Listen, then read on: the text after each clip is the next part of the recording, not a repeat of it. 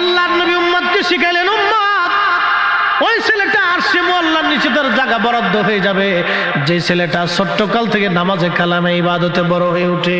একবার জোরে বলা যাবে কি মারহাবা। কষ্ট হইতেছে? হযরত ওমরের জীবনের একটা ঘটনা শোনাবো।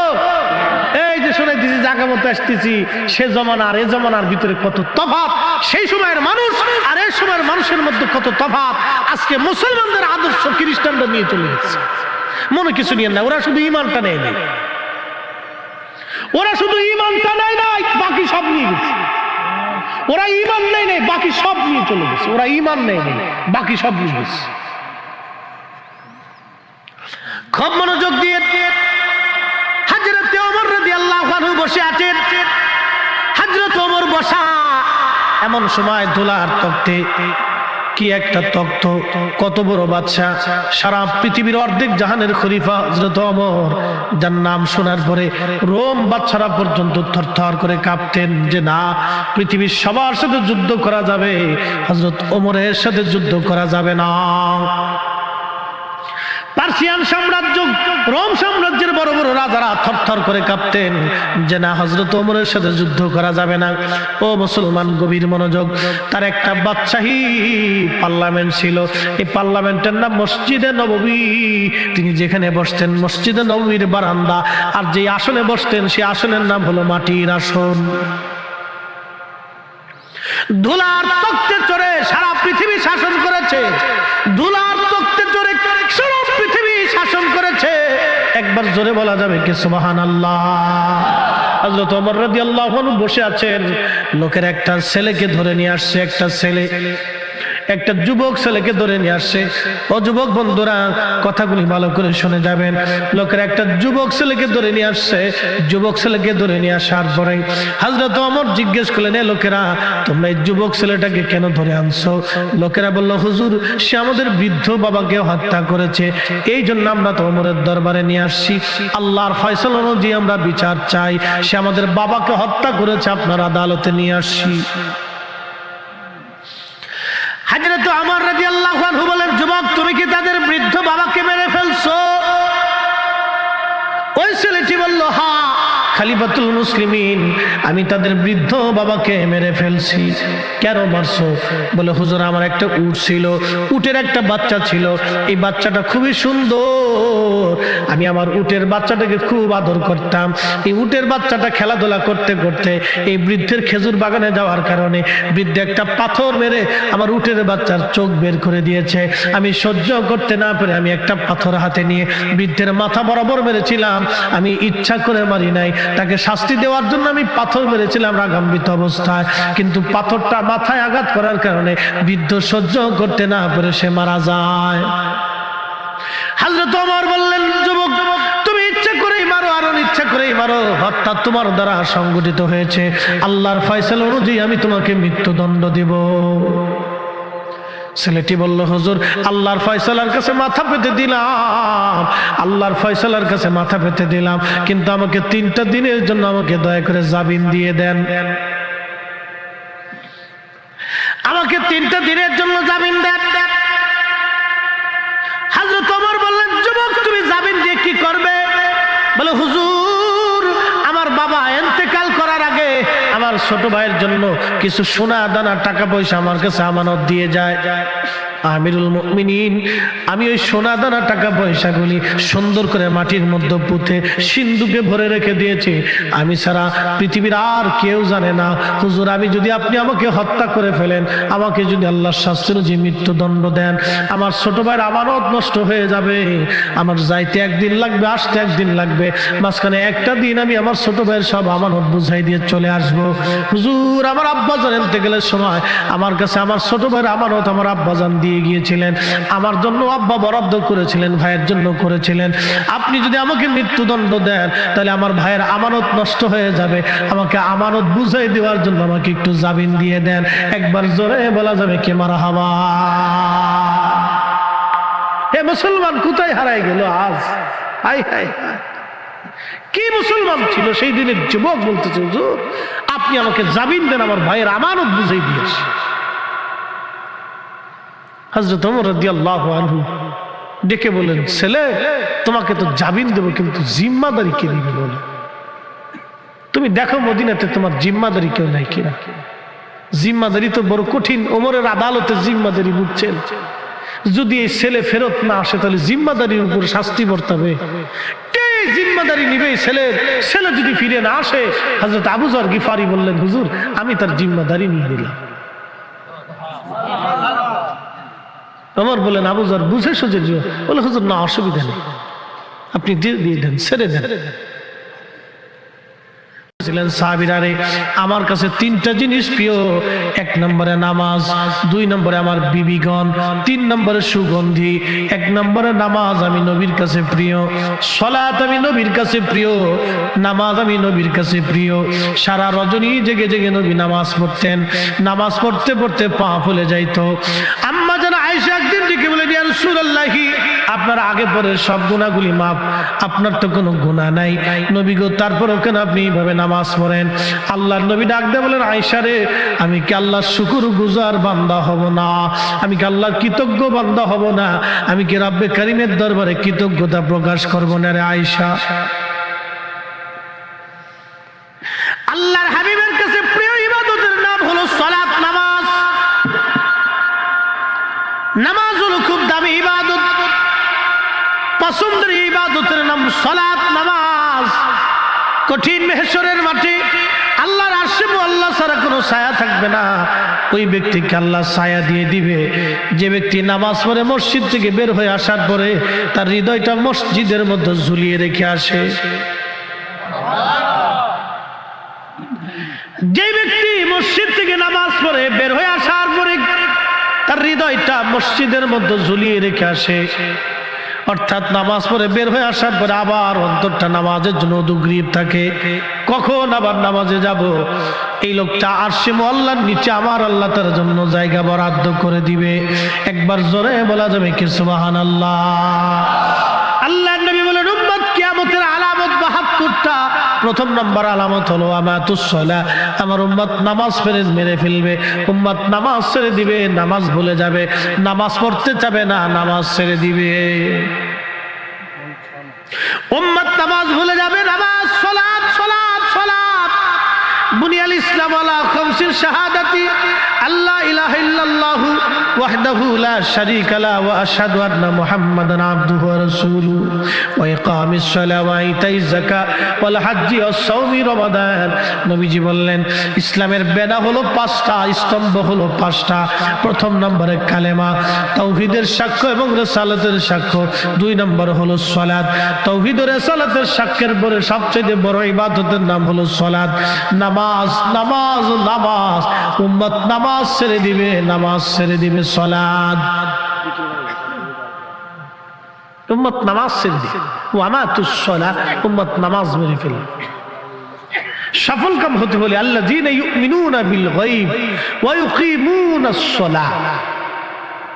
আপনি যদি সফল কাম হতে চান তাহলে আল্লাহ সর্বপ্রথম কোরআনে বলছেন গায়েবের উপর ঈমান আনবে, এরপরে ওয়া ইউকিমুনাস সালাহ, নামাজ প্রতিষ্ঠিত করবে। নামাজ, সালাত সালাত, নামাজ প্রতিষ্ঠিত করবে উম্মত। সালাত, নামাজ নামাজ নামাজ। কোন ব্যক্তি যদি সঠিক মতো নামাজ পড়ে, কিয়ামতের মাহশরের কঠিন দিনে আল্লাহ সর্বপ্রথম জিজ্ঞেস করবে, বান্দা নামাজের হিসাব দিয়ে যাও। যখন আল্লাহর বান্দা নামাজের হিসাব কষে দিবে, বাকি হিসাবগুলি আল্লাহ আর তাকাবেন না, আল্লাহ ক্ষমা করে দিবে। না হয় না, আরো জোরে বলেন সুবহানাল্লাহ। শুকরিয়ার মুসলমান, সালাতের হিসাব যখন বান্দা বুঝাই দিবে, আল্লাহ পাক আর কোনো হিসাব দেখবে না, সঙ্গে সঙ্গে রব্বে কারীম মাফ করে দিবে। হা হা, সালাত, নামাজ বড় দামি ইবাদত, নামাজ, নামাজ বড় দামি ইবাদত, নামাজ, সালাত। আল্লাহর নবী বলেন, উম্মত আমার কাছে সর্বপ্রথম প্রিয় হলো সালাত, এরপরে প্রিয় হলো আমার বিবিগণ, আমাদের স্ত্রীগণ, আমার স্ত্রীগণ। আল্লাহর নবীর 11 জন বিবি ছিল, আমাদের 11 জন আম্মা জান ছিল। মতান্তরে 14 জন আম্মা জান ছিল, আমাদের 11 জন মা জননী ছিল। আল্লাহ কোরআনে বললেন আন-নাবিয়্যু আউলা বিল মুমিনিনা মিন আনফুসিহিম, আমার নবী মুমিনদের জানের চাইতে অধিক প্রিয়। একবার জোরে বলবেন কি সুবহানাল্লাহ। মুমিনের জানের চাইতে নবী প্রিয়, এটা আমরার কথা না আল্লাহর কথা? আল্লাহর কালামে বুঝি পরিবর্তন, সংযোজন, বিয়োজন এগুলি সিস্টেম আছে না? কি বলে নাই তো? আন-নাবিয়্যু আউলা বিল মুমিনিনা মিন আনফুসিহিম, মুমিনের জীবনের চাইতে বেশি প্রিয় হলো নবী। সুবহানাল্লাহ হবে? মুমিনের জীবনের চাইতে বেশি প্রিয় হলো নবী, নবী, নবী, নবী। ওয়াজওয়াজুহু উম্মাহাতুহু, আর আমার নবীর বিবিগণ হলো মুমিনের মা। জোরে বলবেন কি মারহাবা। মুমিনের মা, নবীর বিবিগণ আমাদের মা, আমাদের মা, আমাদের মা, আমাদের মা, মা, মা,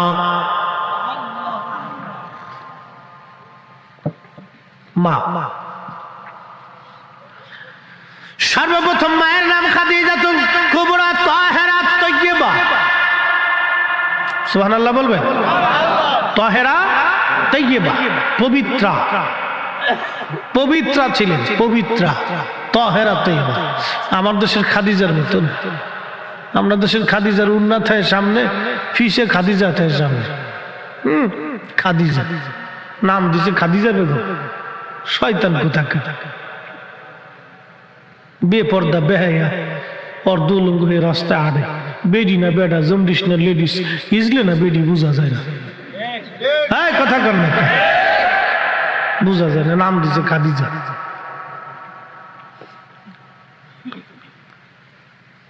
বাপের কা আব্বা ফ্যান কিনে দাও, বাবা ফ্যান কিনে দাও, দিছে ফ্যান কিনে। বাপ হলো বড় হিজলে।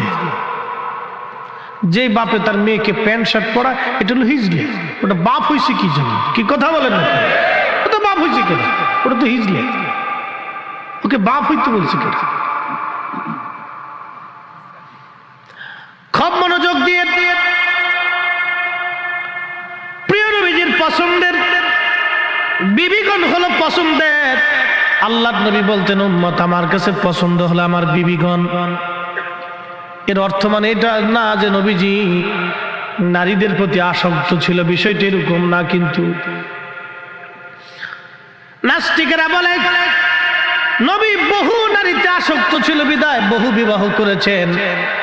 আসলে ওদের জন্মের ভিতরে বাবা ভেজাল আছে। সন্দেহ আছে আপনাদের? আল্লাহর নবীর চরিত্রে ইজ্জতে যারা চাদর ধরে, ওদের জন্মের ভিতরে কি আছে? না আর জোরে জোরে কোন, জোরে কোন, কি আছে? ভেজাল আছে, ভেজাল, ভেজাল, ভেজাল। আরে আমরা মাযহাবের ইমাম আবু হানিফা রাহিমাহুল্লাহ, মাযহাবের ইমাম, আমরা মাযহাবের ইমাম, কত বড় আলেম ছিলেন দেখে। তো একদিন উলামা ইকরাম নিয়ে বসে ফিকহি দর্স চলতেছে, ইলমের দর্স চলতেছে। তো বাচ্চা কাচ্চারা খেলাধুলা করে, একটা বল ছুটে এসে দর্শের মাঝখানে চলে এসেছে। সব বাচ্চারা আলিম ওলামা দেখে আর আগাইতে সাহস করে না, দূরে দাঁড়ায় গেছে। আমাদের কিছু বাচ্চা, অনেক আদবি বাচ্চা আছে না, অনেক আদবি বাচ্চা।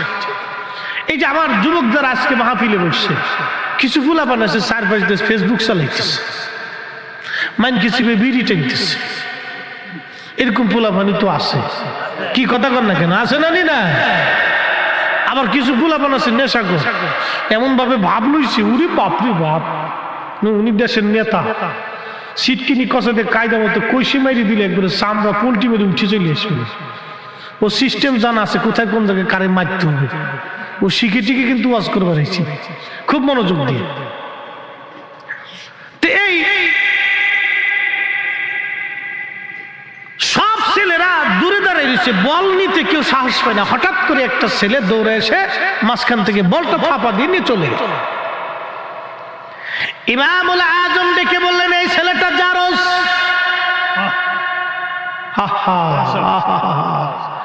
এই ছেলেটা জারজ, উলামা ইকরাম বলেন, হুজুর কি বললেন আপনি? ছেলেটা কেন জারজ হলো?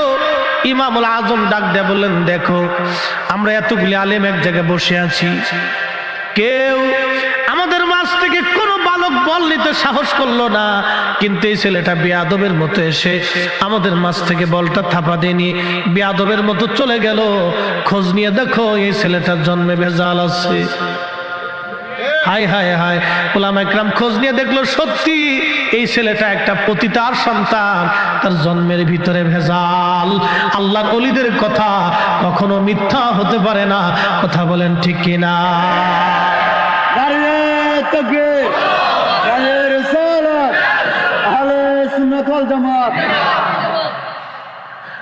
হো চকরিয়ার মুসলমান, নাস্তিকেরা বলে নবীজি বহু নারীতে আসক্ত ছিলেন বিদায় বহু বিবাহ নবী জীবনে করেছে। না না না, আমার নবী বহু নারীতে আসক্ত ছিলেন না। আমার নবীর একজন বিবি ছিল, নাম হযরত আম্মা জান সাউদা রাদিয়াল্লাহু আনহা। তিনি একজন বৃদ্ধা নারী ছিলেন, একেবারে বয়স্ক নারী ছিলেন। আম্মাজান আয়েশার জন্য যেমন একটা রাত বরাদ্দ ছিল, আম্মাজান সাউদার জন্য নবী আর একটা রাত বরাদ্দ করতেন। একবার জোরে বলা যাবে কি মারহাবা? একজন বৃদ্ধা নারীর কাছে একজন পুরুষের কি পাওয়ার আছে বলুন তো?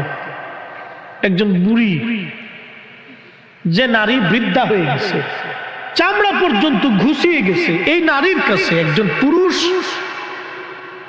40 বছরের একজন পুরুষ কি আশা করতে পারে বলুন তো? বলুন। 50 বছরের একজন পুরুষ একজন বৃদ্ধা, 70 বছরের বৃদ্ধা নারীর কাছে কি আশা করবে বলুন তো? কিন্তু তারপরেও আল্লাহর নবী আম্মাজান আয়েশার জন্য যেমন রাত বরাদ্দ, আম্মাজান সাউদার জন্য তেমন বরাদ্দ ছিল।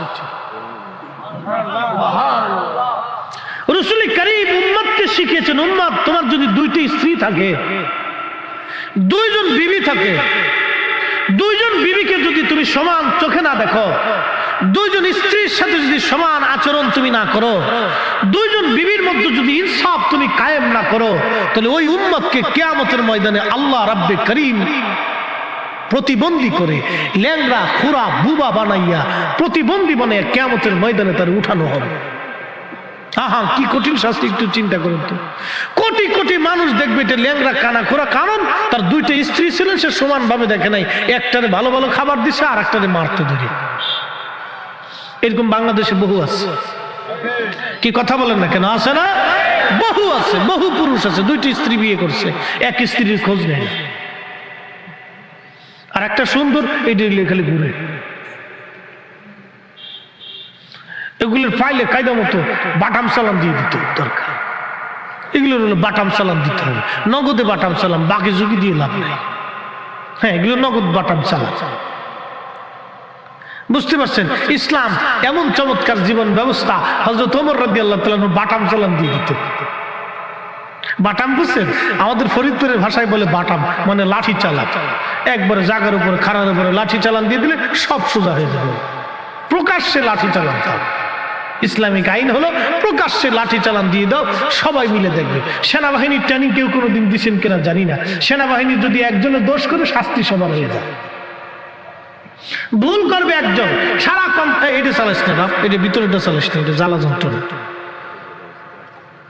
হ্যাঁ, আমার দরকার নেই আওয়াজ, এমনি বালা। এটা পলিউশন, বেশি সাউন্ডে স্নায়ুর সমস্যা হয়, ব্রেনে এফেক্ট করে, ঝামেলা আছে। আমরা বক্তাদের ব্রেন পারফেক্ট না থাকলে জ্বালা। এই জন্য আমাদের ঘুম আগে পারফেক্ট হইতে হয়, বিশ্রাম ঠিক থাকতে হয়, নাহলে ওয়াজ ডানেরটা বামে চলে যাবে, বামেরটা ডাইনে, পিছনেরটা সামনে, উপরেরটা নিচে যাবে, কোনো ওয়াজের তালের ঠিক থাকে না। বুঝতে পারছেন? এটা খুব পারফেক্ট জিনিস, এটা ঠিক থাকতে হবে। খলিফাতুল মুসলিমিন হযরত ওমর বাটাম চালান মারতেন, নগদের উপর বিচার করা হতো। হযরত ওমর নগদের উপর বিচার করে দিতেন। বন্ধ করে দাও ভাই, আমাকে অসুবিধা বলেন। প্রিয় মুসলমানেরা, খুব মনোযোগ দিয়েন। হযরত ওমরের কথা বলছিলাম, বাটাম চালান। সেনাবাহিনীর ভিতরে ভুল যদি একজনের হয় শাস্তি সবাইকে দেওয়া হয়, একটা কোম্পানির একজন লোকে যদি ভুল করে শাস্তি সবাইকে দেওয়া হয়। এজন্য শাস্তি দেওয়া হয় কারণ সেনাবাহিনীর ট্রেনিং তো খুব বড় মারাত্মক। যুদ্ধের ভিতরে একজনের যদি ভুল হয়ে যায় তাহলে পুরা ব্রিগেডটা মার খেয়ে যেতে পারে। এই জন্য সবাইকে সমান তলে শাস্তি দিয়ে দেওয়া হয় যাতে কেউ ভুল না করে। ইসলামের শাস্তির বিধান এরকম হবে, ভুল করতে হবে, ভুল হয়ে যাবে, শাস্তি বিধান চালু হয়ে যাবে, কোনো কাহিনী টাহিনী নাই। শাসন ব্যবস্থা যদি হযরত ওমরের মতো হতো, আমার দেশের চুরি ডাকাতি রাহাজানি খুন খারাপি এই সব কিছু বন্ধ হইয়া আমার দেশের মানুষ তারের মতো সোজা হয়ে যাইতো। কথা বলেন ঠিক কিনা? একবারে তারের মতো সোজা হয়ে যেত। ফরমালিন, আবার ফলের ভিতরে ফরমালিন টাচ করে আঙ্গুল কেটে দিত। সক্রিয়ার বাজারে কেউ যদি মনে করেন যে ফলের ভিতরে ফরমালিন দিয়ে দিবে, বিরিয়ানির ভিতরে বিষ মেরে দিবে। যে কি কয় আপনার নতুন নতুন বিরিয়ানি আছে না, আজকে এই পত্রিকায় দেখলাম ওই ঢাকার এক হাজি বিরিয়ানি না কি বিরিয়ানি কয়, হ্যাঁ, দোকানের ভিতরে পচা গোস্ত দিয়ে দিছে, বাস বাটাম চালান দিয়ে দিচ্ছে, 1 বছরের কারাদণ্ড। হ্যাঁ, এরকম ধরে বসান দিয়ে দিত। হাজি বিরিয়ানির ভিতরে মেরে দিচ্ছে। এরকম বহু বিরিয়ানি আছে খাবারের ভিতরে বিষ মেরে দিতেছে। আবার জানেন কি জানেন, গরুর গোষ্ঠের বদলে কুত্তার গোষ্ঠ দিয়ে যায়। আমার ঢাকাতে 8 মাস পর্যন্ত এক দোকান বন্ধ ছিল। 8 মাস। আরে মানুষ নাকি? আরে কুত্তার চাইতে মানুষ নিকৃষ্ট হয়ে গেছে। কথা বলেন ঠিক না বেটা? আরে মানুষ তো কুকুরের চাইতেও নিকৃষ্ট হয়ে গেছে। আরে কুত্তার ভিতরে 3 সাপ আছে। মানুষ মানুষকে বিষ খাওয়ায়, মানুষ মানুষকে কুত্তার গোশত খাওয়ায়, মানুষ মানুষকে মরা মুরগি খাওয়ায় দেয়। বড় বড় হোটেলগুলিতে ওই ঢাকা শহরে মরা মুরগি নিতে নিতে অনেক মুরগি মরে যায়, এগুলি কম দামে পাওয়া যায়, এগুলি নিয়ে সালান মেরে বাস মুরগি মেরে দিতেছে। খা, এই আমার দেশের ধনীরা এগুলো পোড়ায় পোড়ায় খাইতেছে। কি মজা, খা খা, গিরিল বাইতেছে। হ্যাঁ, খা, পোড়ায় পোড়ায় খাওয়াচ্ছে। খা, কদ্দুর করে খা, জম্মের খাওয়া, খা। ওটা আমরা কচু শাক খেলি ভালো আছি রে ভাই, কি কথা কর না কেন? যদি কচু শাক খাই তাও ভালো আছি। ওই মরাটা পাইছি না বাগে। আমি জীবনে হোটেলে না মুরগি সুরগি দিস না, ভেজলে আমরা খাইতাম না। প্রয়োজন আমার একটা ডিম ভেজে দিই তাও ভালো। বেহুদে হইতে আমি পাবলিকের টেকা নষ্ট করে নাকি জোরাজোরি করে হুজুর খাই। না না না, দরকার নেই, তোমার টাকা নষ্ট করার দরকার নেই। তোমার টাকা তোমার পকেটে থাকে, আমি ভালো জিনিস খাই দিই ভালো। হ্যাঁ ভাইরা আমার, খুব মনোযোগ দিয়ে, এই অবস্থা আমাদের সমাজে আজ চলতেছে। রন্দে রন্দে ভেজাল, রন্দে রন্দে সমস্যা, রন্দে রন্দে প্রবলেম। আহা, সেই দিন কোথায় চলে গেল? হযরত ওমরের জীবনের একটা কথা আপনাদেরকে শোনাই, না কষ্ট হবে আপনাদের? আহা, হযরত ওমরের জমানাতে একদিন হযরত ওমর বসে আছেন, কত বড় পার্লামেন্ট। হযরত ওমরের পার্লামেন্টের নাম মসজিদে নববী। বারান্দা ছিল মাটির ধুলার তক্তের উপরে বসে থাকতেন। ধুলার তক্ত। হযরত ওমরকে খোঁজার জন্য রোমান থেকে একজন দূত আসছে। একদিন হযরত ওমর গাছের ছায়ার নিচে হাতের ডানার উপরে মাথা রেখে ঘুমাইতেছিলেন। রোম থেকে দূত আসছে খোঁজার জন্য। সে ভাবছে মুসলিমদের খেলাফতে বিরাট বড়, মনে হয় বড় বড় বিল্ডিং হবে, আলিশান প্রাসাদ হবে। রোমের দূত এসে খুঁজে, তোমাদের বাদশার খলিফার প্রাসাদ কোন দিকে? মুসলমানরা হাসে আর কয়, না, আমাদের বাদশার কোনো প্রাসাদ নাই। একবার জোরে জোরে বলা যাবে কি মারহাবা। এই জন্য আল্লাহ নবী বলতেন, ফালাইকুম বিসুন্নতি, তোমরা আমার আদর্শ মানবে, আমার পরে আরেকটা আদর্শ দুনিয়ার মধ্যে তোমরা মেনে চলবে। ওয়া সুন্নাতিল খুলাফায়ে রাশিদিনাল মাহদিন, আমার খোলাফায়ে রাশিদিনের আদর্শ তোমরা মেনে চলবে। একবার জোরে বলা যাবে কি মারহাবা। তেলের গাড়ি তেলে চলে,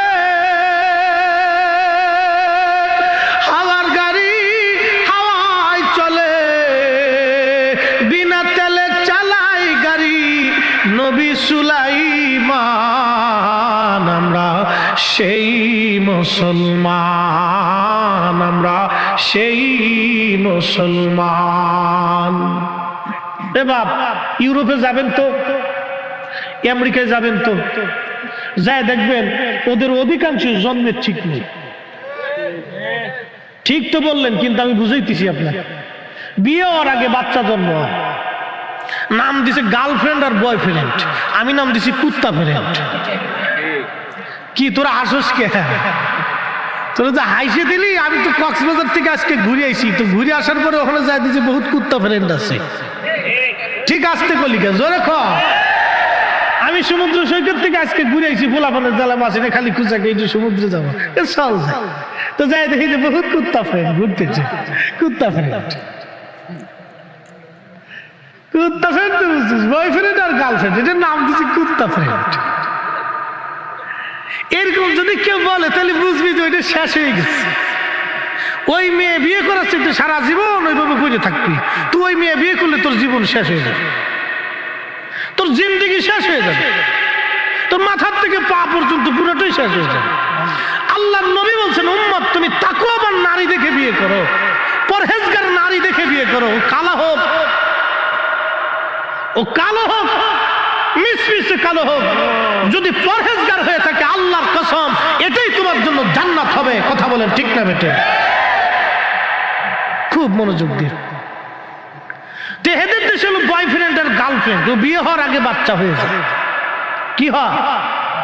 কিন্তু একটা কথা আপনাদেরকে বোঝানোর জন্য আনছি, এই উন্নত বিশ্বগুলি আমেরিকা যাই বলেন না কেন, আমি একবার ভুটান গেছি, আজকের কথা না, প্রায় আরো 5-7 বছর আগে ভুটানে গেছি মাহফিল করার জন্য।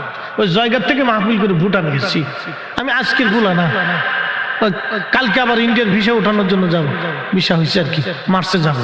তো খুব মনোযোগ দিই। তো ওই ভুটানে যাওয়ার পরে দেখি সব হাফ প্যান্ট পরা রাস্তা দিয়ে বেরিয়ে হাঁটতেছে। তা আমি কি কইলে এলেন আপনারা আমারে? তাকে হুজুর কিছু করার নাই, আপনি নিচের দিক চাই এটা না, আপনারা ধরে লই যাই। কি করবো কন, কি জ্বালার জ্বালা। এক হোটেলে ঢুকার পরে দেখি খালি বোতল সাজানো। আমি বললাম ওটা কি? হুজুর এগুলো বোতল শাহ। বোতল শাহ বুঝছেন? মদ মদ মদ মদ, এটা এগুলো খায়। আমি বললাম এই হোটেলে আমি খাবো না, না খেয়ে থাকবো, তাও খাবো না। কোন মুসলিম হোটেল থাকলে আমরা নিয়ে চলে। তো সারাদিন না খাওয়ার পরে বিকেল বেলা শেষে জায়গা যাইয়া এক হোটেল ছিল মুসলিম হোটেল, যায় দেখি হযরত আলা হযরত রাহিমাহুল্লাহর নাম খুব সুন্দর করে মাজার শরীফের ছবি টবি দিয়ে একবার সাজাই দিয়ে দিছে। একবার জোরে বলবেন না মারহাবা? একবার কাপটা শুনবি দেখে কলিজাটা ভরে গেল। বললাম হ্যাঁ, ওনার কাছে খাইতে হইল। পরে উনি গরুর গোশত দিয়ে আমার খুব সুন্দর করে খাওয়াইছে। ওখানেও যায় দেখি আলা হযরত, এই জোরে কর না মারহাবা, ওখানেও যায় দেখি। মানুষের হৃদয়টাকে তিনি এভাবেই জয় করেছেন। আরে রাসূলের গোলাম যারা হয়ে যায়, কুল মাখলুক তার গোলামি করে। কি কথা বলেন ঠিক কিনা? কুল মাখলুক তার হয়ে যায়। প্রিয় মুহতারাম উপস্থিতি, খুব মনোযোগ। এই ইউরোপের মানুষগুলি বিয়ে হওয়ার আগেই বাচ্চা হয়ে যায়। এখন আমার প্রশ্ন, এই ছেলেরা বড় হয়ে গেল, তাদেরকে কি লেখাপড়া দেওয়া হয় যে আমার বাংলাদেশে মুসলমানের ঘরে জন্ম নিয়া বিরিয়ানির ভিতরে বসা গোশত দেয়, মুসলমানের ঘরে জন্ম নিয়া আমার দেশে বিরিয়ানির ভিতরে সেই মেডিসিন মেরে দেয়, যা খাইলে বিরিয়ানির স্বাদ হবে কিন্তু ক্যান্সারের রোগ হবে, কিডনি পুষে যাবে, লিভার নষ্ট হয়ে যাবে, ব্লাড ক্যান্সার হবে, এমন তারপরে ফরমালিন ফলের মধ্যে মেরে দেয়। আমার দেশের মুসলমানের ঘরে জন্ম নিয়া মালে কম দেয়, কিন্তু ইউরোপে জন্ম হয়ে গেল আগে, বিয়ে হওয়ার আগে জন্ম হয়ে গেল, বাপের কোনো ঠিকানা নাই, পিতৃ পরিচয় নাই, কিন্তু মালের মধ্যে ভেজাল দেয় না, খাবারে বিষ দেয় না, মালে কম দেয় না, মানুষ ঠকায় না। ওদেরকে কি শিখানো হলো আর আমরা কি শিখলাম? এবার বলেন তো, বলেন এবার। আপনি জানতো সারা ইউরোপে ঘুরেন, তো সারা ইউরোপ ঘুরে না একটা ঠকবাজ লোক পাবেন না। যত সিটার খালি বাঙালির ভিতরে। যান সারা ইউরোপ ঘুরেন, ওদের ভিতরে একটা সিটার পাবেন, যা বলবে পারফেক্ট, গুলি মিস হবে, কথা মিস হবে, অথচ মায়ের বাপের কোনো জন্মের ঠিক নেই। জান এই যে যায় দেখেন এবার হলো কি আমাদের দেশে, হলো কি আমরা শিক্ষা ব্যবস্থা ছোট কাল থেকে আমরা মানুষ বানাইতে পারি না। একটা ছোট্ট বাচ্চার বই দিয়ে দিছে 10টা। ওই বই বাচ্চা না নিতে পারে বাচ্চার মায় কান্দে করে যায়। কি কথা কর না কেন? কেবল নার্সারিতে পড়ে ওই বই 10টা বই দিছে, ও কান্দে করে নিতে না পারিয়ে ও মায় কান্দে করে নিয়ে যায়। কি শিখাইলো 10টা? ওই সময় 10টা বই পড়ার বয়স।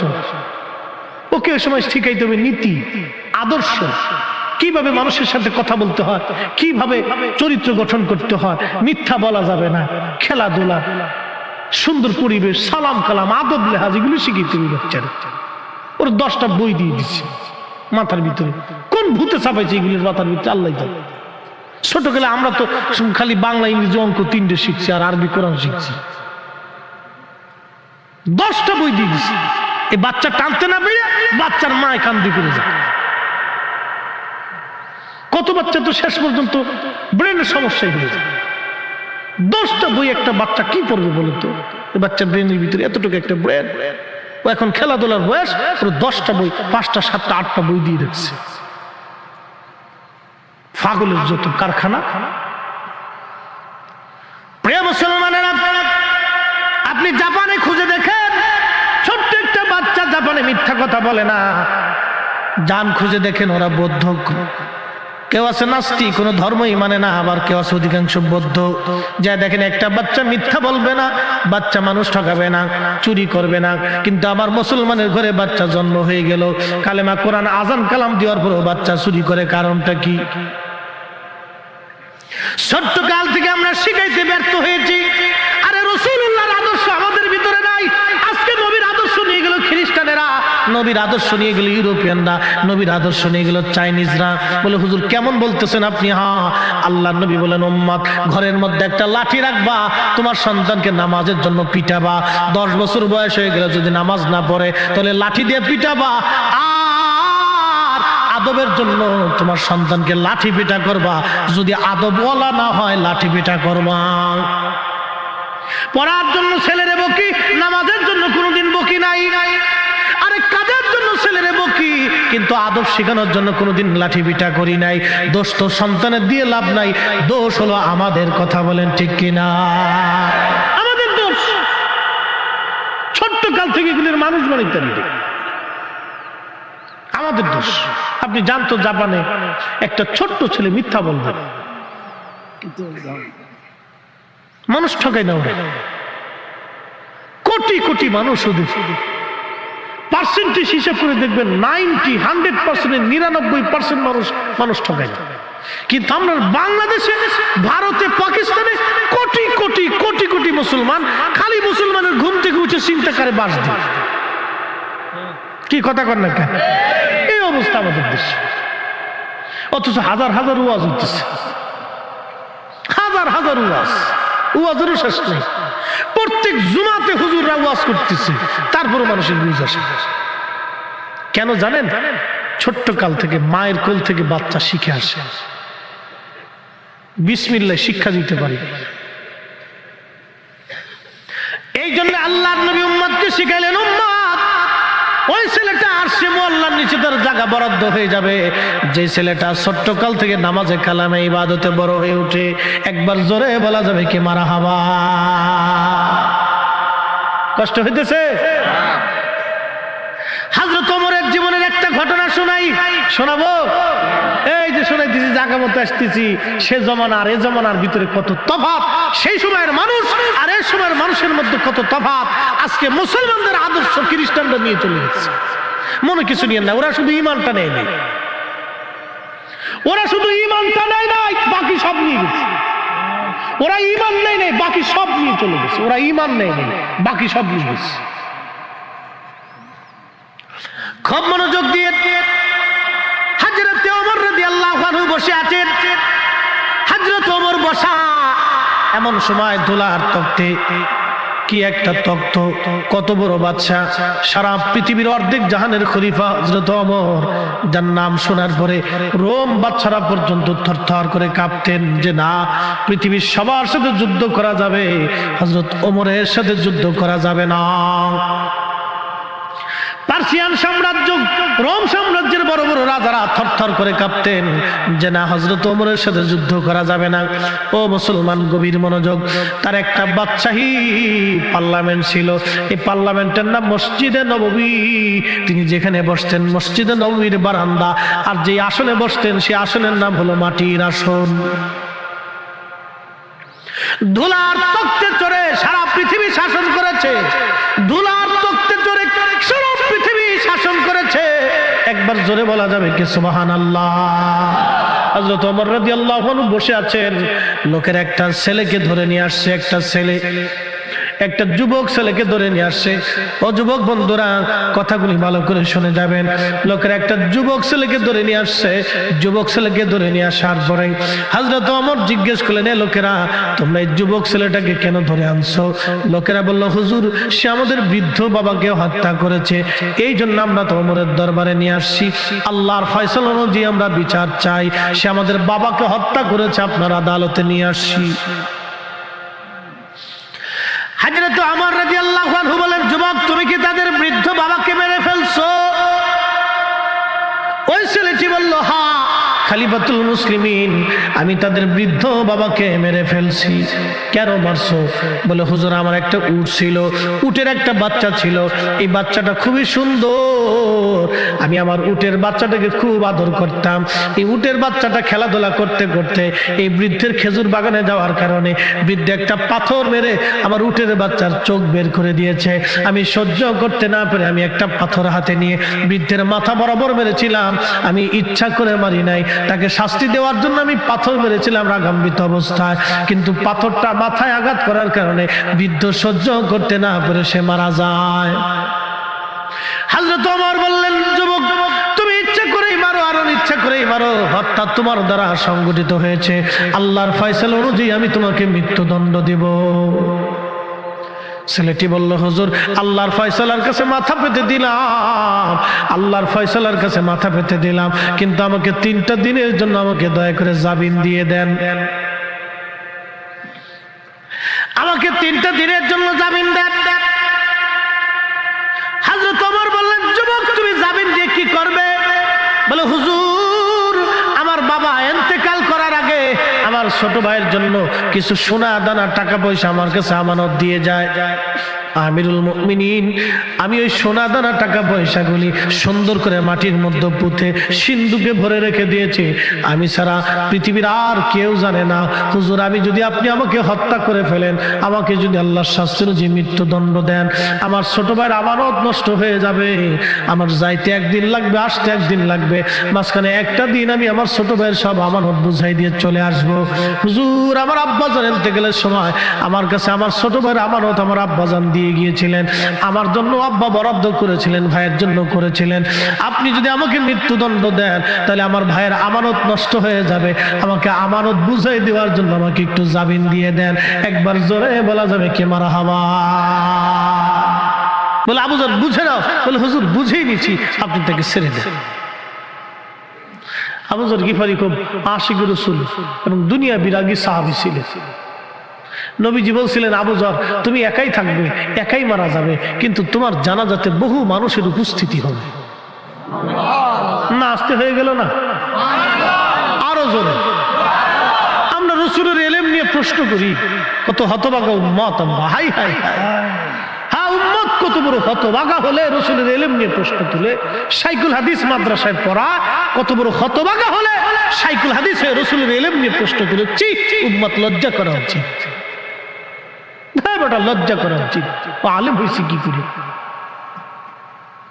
রাসূল কারীমের ইলম নিয়ে প্রশ্ন তুলে? উম্মত হয়েছে, উম্মত বলে আমরা উম্মত বললেই উম্মত হওয়া যায়। আরে সেই দিনের আবু যরকে চিনে যান, আবু যরকে ভারী দুনিয়া বিরাগী সাহাবী ছিলেন, দুনিয়া বিরাগী সাহাবী, দুনিয়া বিরাগী সাহাবী, দুনিয়া বিরাগী।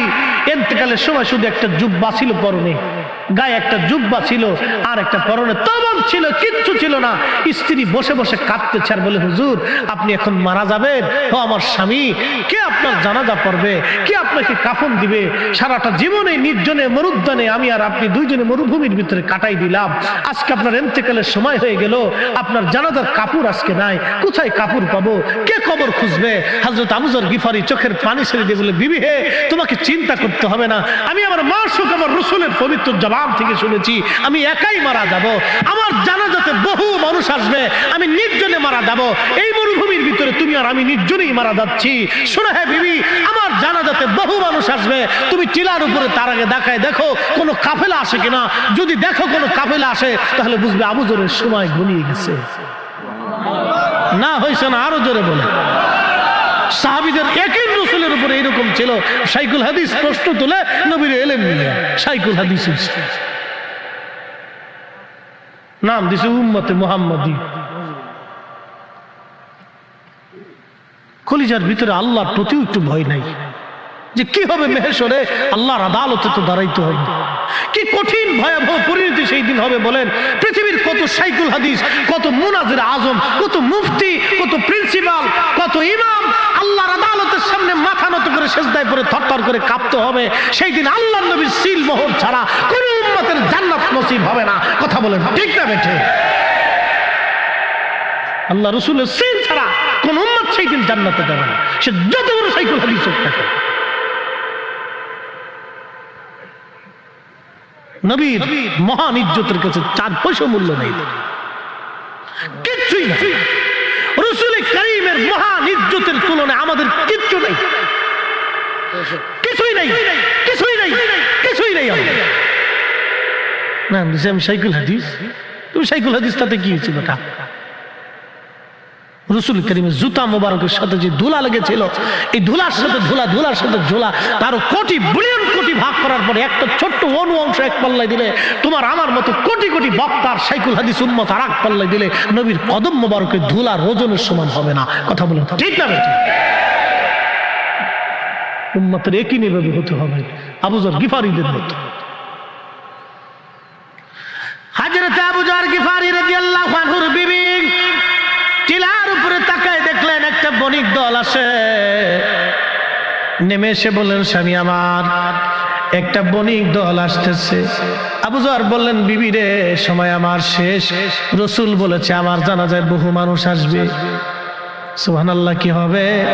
রাসূল বলেছে আমার জানাজায় বহু মানুষ আসবে, অতএব আজকে এখনই আমার সময়, বিদায়ের পালা এসে গেছে।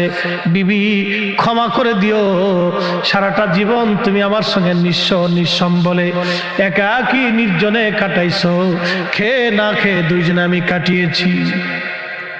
আহা, রাসূলের দুনিয়া বিরাগী সাহাবী ছিলেন হযরত আবু যর। আবু যর রাদিয়াল্লাহু আনহু দুনিয়া বিরাগ একজন সাহাবী ছিলেন। ইন্তেকালের সময় তার কাফনের কাপড় দেওয়ার মতো কিচ্ছু ছিল না। সাহাবীদের জীবনের দিকে তাকাইলে, আমাদের দিকে তাকাইলে সাতা মুসলমানই মনে হয়। সাহাবায়ে কেরামের জীবনের দিকে তাকে, আমাদের জীবনের দিকে তাকাইলে মুসলমানই মনে হয় না, নিজেকে মনেই হয় না যে মুসলমানের কাতারে আছি। সারাটা জীবন নির্জনে কাটিয়ে দিলেন রাসূল কারীমের সাহাবী। কতটা কলিজার ভিতরে ইয়াকিন রাসূলের প্রতি, নবী বলেছে তাই হবে। হা হা হা, রাসূল কারীমের প্রতি সাহাবীর ইয়াকিন কি ছিল? রাসূল বলেছে সেটাই হবে। আমরা সেই নবীর ইলম নিয়ে প্রশ্ন তুলি, নাম দিছি বিরাট বড় মুনাজারে আযাম। ওটা মুনাজারে আযাম। হাবিবে কিবরিয়া হুজুর কারীম সাল্লাল্লাহু আলাইহি ওয়াসাল্লাম বলেছেন, এই বণিক দলের যিনি প্রধান ছিলেন তিনি হযরত আব্দুল্লাহ ইবনে মাসউদ রাদিয়াল্লাহু আনহু, দুনিয়ার সবচেয়ে বড় মুফতি। ওই বণিক দল নিয়ে তিনি ওই রাস্তা দিয়ে যাচ্ছিলেন, দেখলেন হযরত আবু যর গিফারি মৃত্যু সজ্জায়।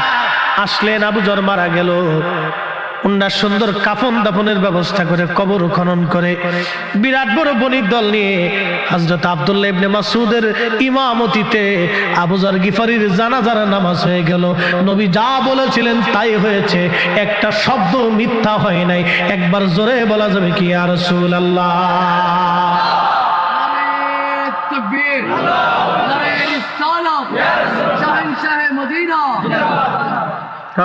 করে বুঝাবো আপনাকে বলেন তো? এই জন্য আল্লাহ বলছেন আমিনু, ঈমান আনো কামা আমানান নাস। আমার নবীর সাহাবীরা যেইভাবে ঈমান আনছে তোমরা সেভাবে আনো।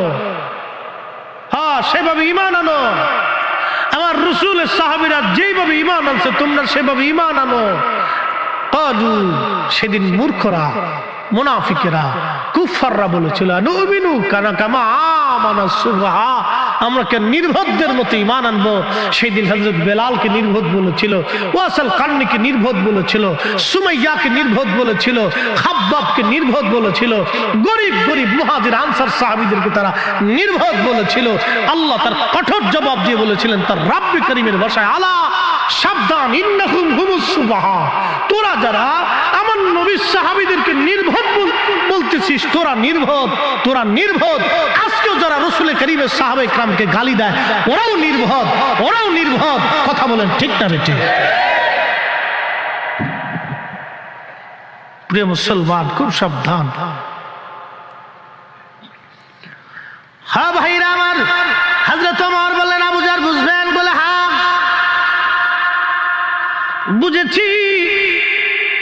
চলে গেল যুবক, 3 দিন পরে ফিরে আসবে।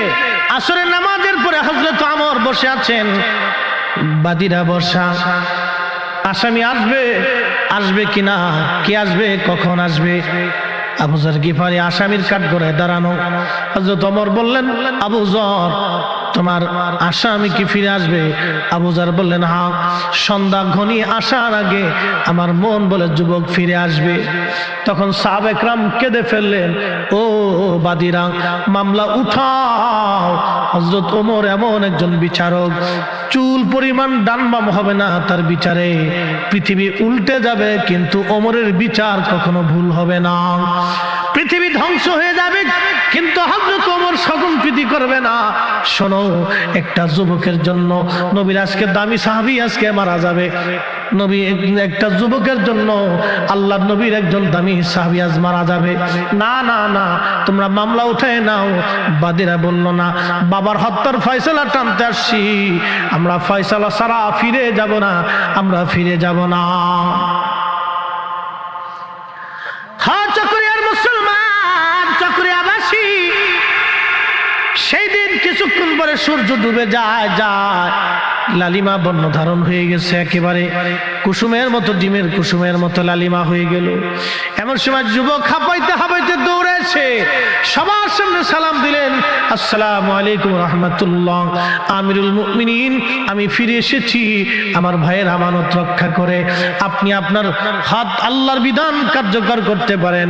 হযরত আবু যর, 3 দিন আপনাকে কষ্ট দিয়েছি, ক্ষমা করে দিবেন। আজকে 3 দিন আপনি ব্যতিব্যস্ত ছিলেন আমার জন্য চিন্তায়, আমি আমার ভাইয়ের হক আদায় করে আমি ফিরে চলে আসলাম।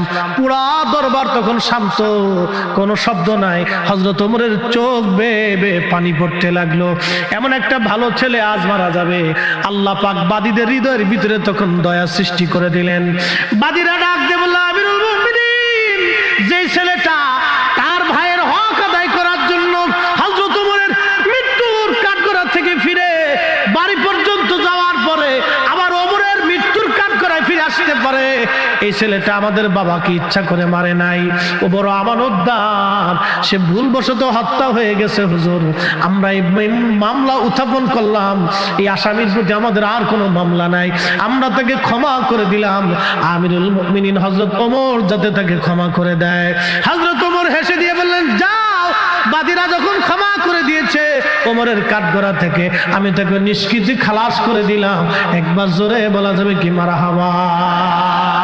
সালাতুন ইয়া রাসূলুল্লাহ,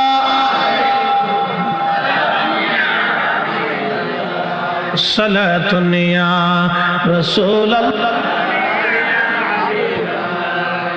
খবর লয়া রাসূলুল্লাহ, খবর লো মেরে মাওলা মেরে আকা, খবর লো।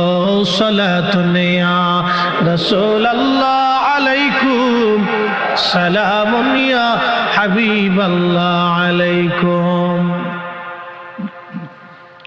ও মুসলমান, এটা ছিল হযরত ওমরের আমলের মুসলমান, সেই দিনের মুসলমান। এই দিনের মুসলমান কেমন তার পিতা, কেমন যে ছোট ভাইয়ের আমানত সেদিন সে মারে নাই, ছোট ভাইয়ের হক সেই দিন মারে নাই। আমরাও মুসলমান, তারাও মুসলমান, আমরাও মুসলমান, তারাও মুসলমান, আমরাও মুসলমান, তারাও মুসলমান। আজকে আমাদের হলো কি, বড় ভাই ছোট ভাই মারামারি হয়, ঝগড়া হয়, কিলিকিলি হয়, গুতাগুতি হয়, মামলা হামলা হয়, কোর্ট আদালত হয়, জমি জমা নিয়ে ঝগড়া ফাসাদ হয়। অথচ 100 টাকা নিয়ে যাওয়ার সুযোগ নেই, 100 টাকা নিয়ে যাওয়ার সুযোগ নেই। জমজমান খুন খারাপি হয়, মারামারি হয়, কাটাকাটি হয়। চকরিয়ার মুসলমান কাকে ওয়াজ শোনাবো? রন্দে রন্দে সমস্যা। আল্লাহ আল্লাহ, যারা ওয়াজ শুনে, যারা ওয়াজ শুনে না বাজান, যাদের ভিতরে ভেজাল আছে অধিকাংশই তারা ওয়াজ শুনে না, ওয়াজে তারা আসে না, ওয়াজে তারা বসে না। কি কথা বলেন, ঠিক না বেঠে? নেশাখোর, সোর বাটপার, সিটার বাটপার মাহফিলে আসে না। কি কথা কর? সিটার বাটপার এগুলি মাহফিলে আসেও না, বসে বসে। তুমি ওয়াজ শোনাবো কারে বলে? এরকম 2-4টা সিটার বাটপার যদি এসে বসতো তাহলে এখানে বুঝাইছো যে আমরা একটু পথে আনতে পারতাম, ঠিক কিনা? সিটার বাটপার এগুলি আসে না। ওরা চিন্তা করে আমরা তো এমনি সিটে, ভালো জায়গা আমরা যাওয়ার দরকার নেই, এই জন্য আসে না। মনে কিছু নিয়েন না, কথা যাহা বলি সুস্পষ্ট বলার চেষ্টা করি, বাকি ঝুঁকি করে লাভ নেই। চকরিয়ার মুসলমান মাইকের আওয়াজ বহু দূরে যায়, এই এলাকার ভিতরে হাজার হাজার মুসলমান, সবাই কিন্তু আজকে আসলো না। সবাই যদি আসতো তাহলে অবশ্যই আজকে এখান থেকে কিছু নিয়ে তারা বাড়ি পর্যন্ত যেতে পারত। বাজান হো, সেদিনের মুসলমান কি দামি মুসলমান ছিল। হযরত ওমরের কথা বললাম, একটা ছোট্ট ঘটনা থেকে আপনাদেরকে বুঝাইলাম সেদিনের মুসলমান কত দামি মুসলমান ছিল। ও ভাইরা আমার, আল্লাহর নবী বলেন উম্মত আমার কাছে 3টা জিনিস প্রিয়। 1 নম্বরে নামাজ, 2 নম্বরে আমার বিবিগণ, 3 নম্বর সুগন্ধি। একবার জোরে কন্যা মারহাবা। 2 নম্বরে বিবিগণ। তাহলে স্ত্রীদের সঙ্গে কি আচরণ ভালো হবে না খারাপ হবে? কেমন ভালো হবে জানেননি? আল্লাহর নবী বলেন উম্মত তোমার স্ত্রীর সঙ্গে যদি তোমার ঝগড়া হয় তাহলে কথা বন্ধ করে দাও। তারপরও যদি না হয় তাহলে বিছানার সজ্জা আলাদা করে দাও। যদি তারপরেও তোমার স্ত্রী সোজা না হয় তাহলে মুরব্বীদেরকে ডেকে নিয়ে এসে একটা সমাধান করে ফেলাও। ধাপ 3টে, তারপর গায়ে হাত দেওয়া যাবে না। প্রথম নাম্বার, কথা বন্ধ করো। যদি তোমার স্ত্রী তারপরেও সোজা না হয় তারপরে তুমি তার সাথে বিছানা আলাদা করে দাও। যদি তারপরে সোজা না হয় মুরব্বীদেরকে ডেকে ঢুকে এনে ঝামেলা পাকাও, অর্থাৎ ঝামেলা মীমাংসা করে দাও। তারপরেও ঝামেলা করবে না। যদি তারপরেও মারতে হয় এরপর একটা তুলার লাঠি বানাইয়া তোমার স্ত্রীর গায়ে পিটাইবা। তুলার লাঠি আইসে তো দিলেন, একদিন তুলার লাঠিতে ফিটে দিচ্ছে, কি মজা লাগে। বউ দেখবেন গরুর গোস্ত রাখতে খাওয়াই দিচ্ছে, যাক পাওয়া গেছে একটা তুলার লাঠি। আর ইসলাম কত সুন্দর জীবন ব্যবস্থা। স্ত্রীর গায়ে হাত দিতে নবী কেন নিষেধ করলেন জানেন কি? বিবিরা, মেয়েরা আমাদের অধীনস্থ, আল্লাহ তাদেরকে আমাদের অধীনস্থ করে দিয়েছেন। হা হা, স্ত্রীদেরকে আল্লাহ আমাদের অধীনস্থ করে দিয়েছেন। তারা আমাদের অধীনস্থ, আমাদের চোখের আনন্দ দেয়, মনের আনন্দ দেয়, আমাদের জীবনের আনন্দ দেয়, আমাদের সুখে দুঃখে ডানে সামনে পিছনে থাকে। কি কথা বলেন না কেন, ঠিক কিনা? চোখের আনন্দ দেয়, মনের আনন্দ দেয়, আপনার ডানে বামে সামনে পিছনে সুখে দুঃখে সে আপনার পাশে থাকে। এই জন্য স্ত্রী আপনার অধীনস্থ। অধীনস্থদেরকে আল্লাহর নবীজি মারতে অনুমতি দেয় নাই, ভালোবাসতে অনুমতি দিয়েছে। আর ইসলাম কত চমৎকার জীবন ব্যবস্থা, আল্লাহর নবীর সুন্নাত কত চমৎকার জীবন ব্যবস্থা। এই জন্য নবী উম্মতকে শিখাই দিয়ে বলেন উম্মত আমার কাছে সবচাইতে প্রিয় আমার বিবিগণ, যাতে উম্মতের কাছে স্ত্রীগণ প্রিয় থাকে। স্ত্রীর সাথে ঝগড়া ফাসাদ না করে, ঝামেলা না করে, উম্মত যাতে সুখে থাকে। 1450 বছর আগে নবী শিখাই দিয়ে গেলেন। হাই হাই, এই জন্য আমরা নবীর উম্মত। উম্মত শব্দের অর্থ হলো অনুসারী, অনুসারী, অনুসারী। কিন্তু দুঃখের বিষয় হলো আমরা অনুসারী হয়ে বুঝলাম না। আল্লাহর নবী বলেন সুগন্ধি আমার প্রিয়, উম্মতে বিড়ি টানে। কষ্ট নিয়েন না, কিন্তু চট্টগ্রামে এটা আইব ধরে না, চট্টগ্রামে এটা দোষ ধরে না। আল্লাহ রসুলের কাছে প্রিয় হলো সুগন্ধি, সুগন্ধি,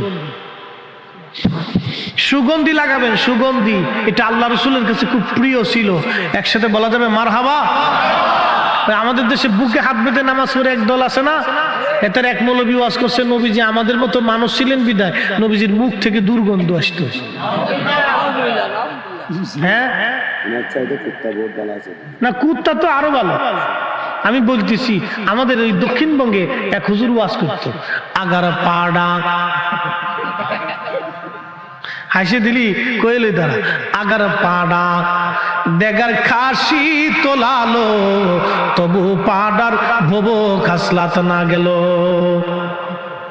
তার মানে বুঝেন নাই, বুঝাই দিছি। পাড়া চিনছেন তো, যে এটা তুলায় না, এটা কিন্তু গালি টানি না, কিন্তু এটা যতই সাবান আর শ্যাম্পু দেন ওর শরীর থেকে দুর্গন্ধ আসে। কি কথা ঠিক কিনা? ওর যতই শ্যাম্পু দিয়ে আপনি গোসল করেন ওর শরীর থেকে দুর্গন্ধ আসবে। আর ওর যত তুলান বিসি ফেলাই দেন না কেন, ওই পাড়ার যে বিসি আছে এটা ফেলানোর পরে দেখবেন যে আগে যে এটা ভোবো খাসলা ছিল চরিত্র আছিল এরকম বদ চরিত্র, এই বদ চরিত্র নাম হলো ইফটিজি। আমার দেশে এরকম কিছু পাড়া পোলাপান আছে, সুন্দর মেয়ে দেখলে খালি উত্তক্ত করে, কথা কন না, আছে না নি নাই? বাংলাদেশ সরকার এর জন্য একটা আইন পাস করছে, একবারে সুন্দর কাজ করছে, বাটাম চালান নগদের উপর। প্রধানমন্ত্রীকে ধন্যবাদ দিতে হয় কাজের জন্য। বাটাম চালান একবারে নগদের উপরে। হ্যাঁ ঠিকই তো, বাটাম চালান না দিলে আপনার বোন, আপনার স্ত্রী, আপনার মেয়ে রাস্তা দিয়ে হাঁটবে, ও আসে ফ্রিজ চালান দিবে। এটা কি মগের মূল্যক দেশটা? কি 30 লক্ষ মানুষের জীবনের বিনিময়ে এটা স্বাধীন হয়েছে, আমার মেয়ে রাস্তা দিয়ে স্বাধীন মতো চলতে পারবে না, তোর জন্য বাটাম চালান নগদের উপর মেরে দিতে হবে। কি কথা বলেন, ঠিক না বেটে? দেশের যত লুচ্চা আছে সব একবারে তারের মতো সোজা করে দিতে, হযরত ওমরের মতো কাহিনী চলবে। বাকি ঝুঁকি করলে সমস্যা, বাকি ঝুঁকি করলে সমস্যা। খুব মনোযোগ দিয়েন বাপ। এই যে পাড়া, ওর যে বদ চরিত্র ছিল, এই তুলানোর পরে ওর বদ চরিত্র যায় না। তো ভাইজান, বদ আকীদা এমন একটা জিনিস যত আপনি বুঝান এটা সহজে যায় না। কি কথা কন না কেন? ওরা বলতেছে আল্লাহ নবীর পবিত্র জবান থেকে দুর্গন্ধ আসতো, অথচ চিন্তা করেন আল্লাহ নবীজির প্রস্রাব মোবারকের ভিতর থেকে মিশকের ঘিরান আসতো না। হয়েছে না? আরো জোরে। অথচ একই পানি আমিও পান করলাম, আপনিও করলেন। নবীজির শরীর মোবারকের ঘামের ভিতর থেকে মিশকের ঘিরান আসতো, অথচ আপনি বগলের নিচে একটু সকাল থেকে সন্ধ্যা পর্যন্ত গোসল হবে না। একাধারে 7 দিন পর্যন্ত যদি আপনি গোসল না করেন তাহলে পাড়া পর্যন্ত ফেল হয়ে যাবে। কথা কর, জোরে কর। আমাদের দেশে একদল আছে, কোনটা মোসার কোনটা দাড়িও নিজেও জানে না, গাঁজা মাজা খাইয়া 1 বছর পর্যন্ত গোসল করে না, চুল দাড়িও ঠিক মতো কাটেও না, চাষেও না, বগল তলাও চাষে না, নাম দিছে আমরা ফকির। ওটা আজাজিল। কি কথা কর না? এটা কি? নামাজ কালাম কিচ্ছু না, এটা আজাজিল, ওটা শয়তান। এটা আজাজিলের চেয়ে একটু নিকৃষ্ট। শয়তান ওরে দেখলে হাসে আর কে, উরে বাপ তুই দে আমার শুধু বড় সিটা। কি ভাব লইছিস তুই? দাড়ি বসে এক জায়গায় করে একবারে সামনে একটা পাটলে আপনার সামনে দে টাকা দে, আমি পাগল দে টাকা দে। ও পাগল, পাগল উঠে আসিনি কেন? টাকাটা চিনি, ওর ল্যাংটা করে ফিটানোর দরকার। তুই পাগল হইছ, তোর টেকা চিনিস কেমনে রে পাগল? আল্লাহর পাগল কি আর টেকার লেগে পাগল রে বেটা? দেশে কত সিটার বাট পারে যে ভরে গেছে ভাই, বইলে শেষ নেই। আল্লাহ পাক এই সমস্ত ফিতনা থেকে আমাদেরকে বাঁচাক বলে না আমি। রন্দে রন্দে রন্দে রন্দে ফিতনা ভরে যাচ্ছে আজকে। আরে শরীরে সব জায়গায় ঘা হয়ে গেছে, মলম কয় জায়গা দিবে? সমস্ত শরীর অঙ্গে প্রত্যঙ্গে ঘা জায়গায় জায়গায় হয়ে গেছে, মলম কয় জায়গা দিবে? এই জন্য আপনাদের জন্য একটাই নির্দেশনা, আল্লাহ রাসূল বলেছেন উম্মত তোমরা কোরআনের পরে আমি নবীর সুন্নাহ মেনে চলবা। যদি মেনে চলো তাহলে তোমার জীবনের শান্তি, কোনো চিন্তা নাই। হ্যাঁ, নবীর সুন্নতকে এই জন্য দাঁত দিয়ে কামড় দিয়ে ধরে রাখতে হবে। সুবহানাল্লাহ বলা যাবে না? একবারে দাঁত দিয়ে কামড় দিয়ে খুব শক্ত মতো ধরে রাখতে হবে, খুব মজবুতের সাথে ধরে রাখতে হবে, শক্ত মতো ধরে রাখতে হবে। আল্লাহ রসুল বলছেন, ফিতনা ফাসাদের জামানায় আমি রসুলের একটা হারিয়ে যাওয়া সুন্নাহকে যদি আমল করতে পারো তো 100 শহীদের সওয়াব তোমার আমল নামে দিয়ে দেওয়া হবে। আসতে কেন রে যুবক, জোরে বল না সুবহানাল্লাহ। চুল তো মেসির মতোই কাটে, নেইমারের মতো কাটে। ফুটবল খেলা নিয়ে এবছর কয়টা মরছে তার হিসেব নেই। একটা কারেন্টের খাম্বায় পতাকা উঠাবার যায়, শেষে কারেন্টের ভাগ্নে যেহেতু আইসো আর মামা বাড়িতে যাওয়ার দরকার নেই, কারেন্টের ধরছেই দেখে দূরে একবার জাগার উপর শেষ, ও পতাকা উঠাবার যে ওখানে শেষ হয়ে গেছে। আহা, নিজের কত সুন্দর জীবনটা একটা দেশের পতাকা উঠাইতে যে মরে গেল, খেলা নিয়ে মারামারি করে 2 গ্রুপে মরে গেল। নিজের জীবন কত সুন্দর জীবনটা খেলা নিয়ে মারামারি করে মরে গেল।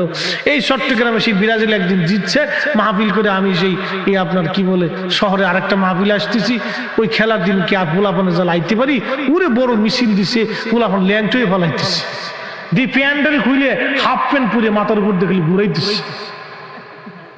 আমার গাড়ির পিছনে একটা বোম ফুটাইছে। শেষে আমি তো দেখ, আমি হুজুর মানুষ, মাহফিলে যাবো, তোর একটু সাইড দি। আধা ঘন্টা করে সাইড দিছে। আমি তোর দল ঠকবো রে,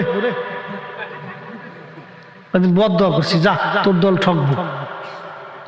আমার আজকে সাইড দিলি না, আধা ঘন্টা পর্যন্ত কষ্ট দিলি রে, তোর দল ঠকবো, যা। যারা ব্রাজিল আছেন তার মনে মনে খেপছে আমার উপরে, হুজুর লেগে ঠিকই আছে।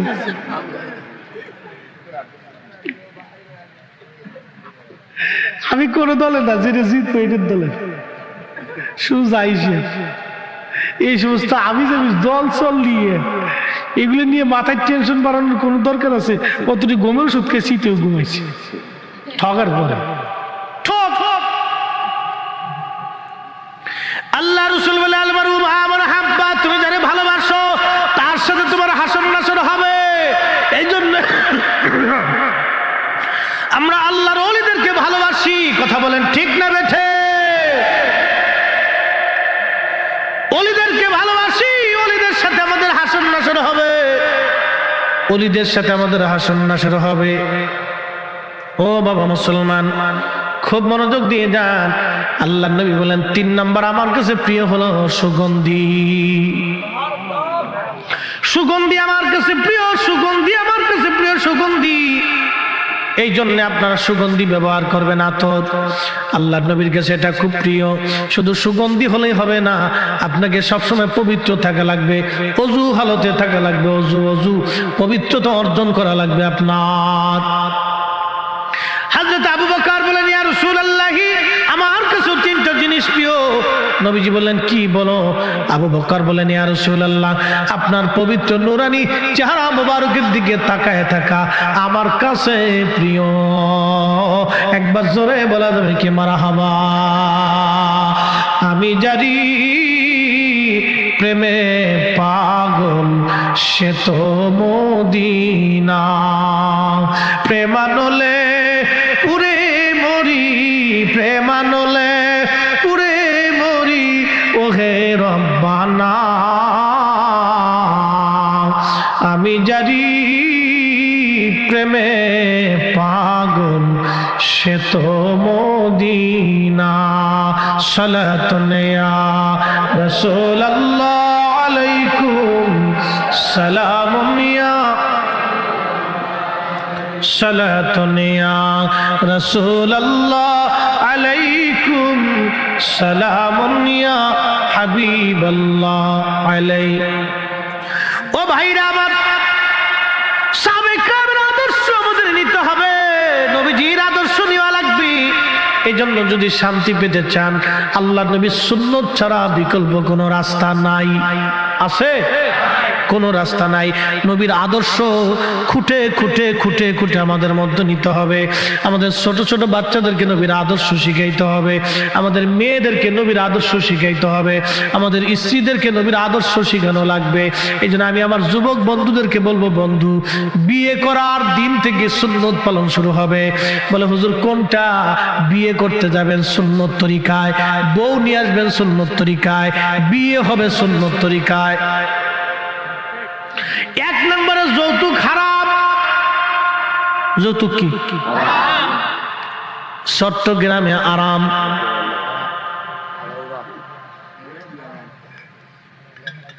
চট্টগ্রামে হালাল। জোরে কান, চট্টগ্রামে হালাল না হারাম? কুত্তার গোশত, শুয়োরের গোশত, ওই সুদের টাকার গরুর গোশত, ঘুষের টাকার গরুর গোশত, যৌতুকের টাকার গরুর গোশত, এই তো সারছে না কামে বাপ। মনে কিছু নিয়ে না। পায়খানাকে পায়খানাই বলতে হবে, পেশাবকে পেশাব বলতে হবে, পেশাবকে শরবত বললে হবে না বাপ। আমি ফরিদ হিসাব মুতলে শরবত হবে না, কি বলেন?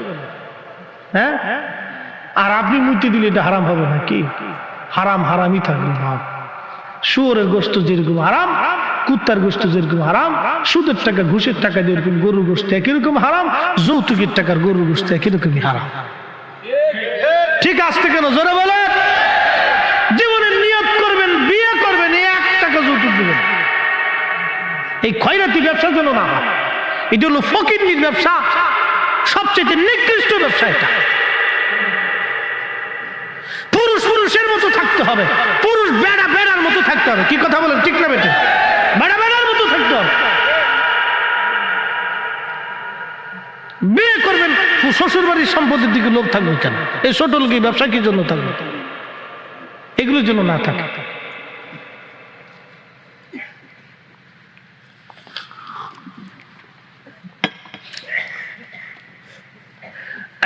এইগুলি থাকবে না